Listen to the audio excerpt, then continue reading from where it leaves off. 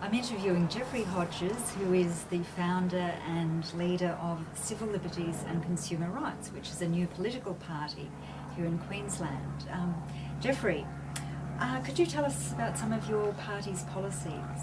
Well, the key policy is to maintain integrity and honesty by not accepting political donations. One of the great corrupting influences in politics today, Genevieve, is the political donation process, whereby large corporations, primarily big pharma, big agribusinesses, big mining companies, are able to essentially bribe, because let's use the word bribe, because this is what it is. It's not a donation, it's a bribe to make sure that government policies, no matter who's in power, whether it's ALP, LNP or whoever, toe the line that will allow these corporations to continue to make huge profits at the expense of the Queensland public. So that's one of our key party platform policies, is to not accept political donations. We don't accept political donations at all, neither individual candidates, representatives of the party, or the party machine itself. We do not accept any political donations, and this is what distinguishes us from every other political party. No other political party refuses donations. Yes, it's a very rare thing, isn't it? Yeah. It's quite exceptional. Yeah, and this is what we're starting with this value-based principle that if we maintain our integrity, it allows us to be truly independent and to truly act in the interests of Queenslanders. So that indicates that the candidates who join your party obviously are doing it for through a good motivation. And they're coming from the heart. About money and feathering their own nests. That's right. And this is not what is happening at the moment, because at the moment what we have are political parties and candidates who are there feathering their own nests, whether it be some of the local scandals that you've seen in local government recently, or whether it's some of, Labor, Liberal or whoever shown to accept donations, and as a consequence influencing their decisions in relation to development or some kind of policy decisions in government. And this can only stop if we cut the political donations process. What wants to happen, Genevieve, is similar to what occurs in France, where political parties are funded by the public purse. So they're publicly funded, and you get a percentage based on whatever percentage of the vote that you get.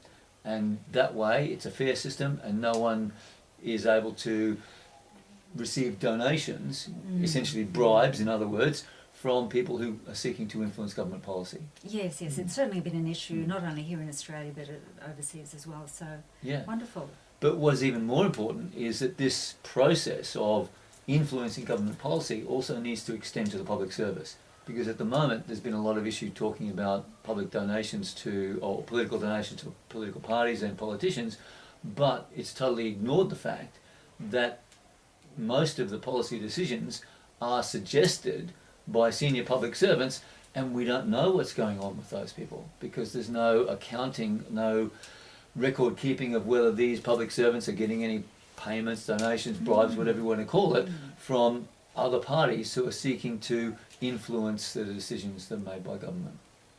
Very interesting. One of the party's platforms is they talk about healthy people, healthy economy, healthy environment. Yes. Yeah. Our three primary platforms. Yes, yeah. So on that note, it's recently been I suppose revealed that Monsanto's glyphosate, which is a herbicide, which is recognised as a known carcinogen now. It is, yes, and it's used widely in Australia. So, how does the party see that? Well, we have a stance that we are wanting to ban GMO food crops completely, and the reason for this is that GMOs are primarily bred. GMO stands for genetically modified organisms, or genetically modified plants, or crop plants. And the main reason for genetic modification primarily is for the profit of big agribusinesses companies who have bred plants so that they are resistant to Monsanto's glyphosate or other herbicides. So it means that the farmers can spray these herbicides on these crop plants, whether they're corn or wheat or soybeans or whatever, and the plant survives, but all the weeds die. Trouble is that glyphosate, which is the active ingredient in Roundup and other herbicides, is, as a known carcinogen, is taken up by the plant and obviously makes its way into the corn or the wheat or the soybeans that we then eat.